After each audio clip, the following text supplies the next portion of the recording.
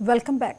పల్నాడు జిల్లా చిలకలూరిపేట పట్టణంలోని ఎన్టీఆర్ సుజల స్రవంతి వాటర్ ప్లాంట్ను శాసనసభ్యులు ప్రత్తిపాటి పుల్లారావు పునఃప్రారంభించారు. ఈ సందర్భంగా ఆయన మాట్లాడుతూ ఇలాంటి ప్లాట్లు మొత్తం రాష్ట్రంలో 4 ఉన్నాయని, వాటిలో ఒకటి పల్నాడులో ఉండటం గర్వకారణమని అన్నారు. ఈ ప్లాంట్ ద్వారా చిలకలూరిపేట పట్టణ పరిసర గ్రామాల్లో 30 అవుట్లెట్ల ద్వారా ₹2కే 20 లీటర్ల మినరల్ వాటర్ అందిస్తామన్నారు. గత 5 ఏళ్లలో ఈ ప్లాంట్లను మూతపడడానికి వైసీపీ ప్రభుత్వం అక్కడున్న అవినీతి మంత్రిని విమర్శించారు.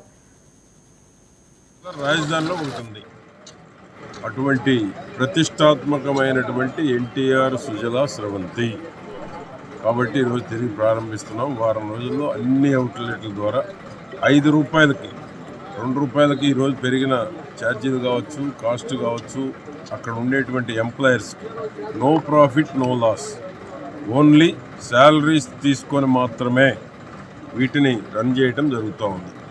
బ్రేక్ ఈవెన్లో లాభ నష్టాలు అనేటువంటి ప్రశ్నే ఉత్పన్నం కాదు.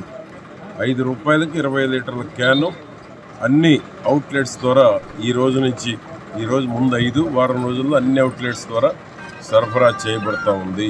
ఇది 5 ఏళ్ల తర్వాత తిరిగి ప్రారంభించబడతా ఉంది. 5 ఏళ్లు మూతపడటానికి కారణం వైఎస్ఆర్ పార్టీ, ఇక్కడున్న అవినీతి మంత్రి. తిరిగి ఈరోజు ప్రారంభిస్తున్నాం.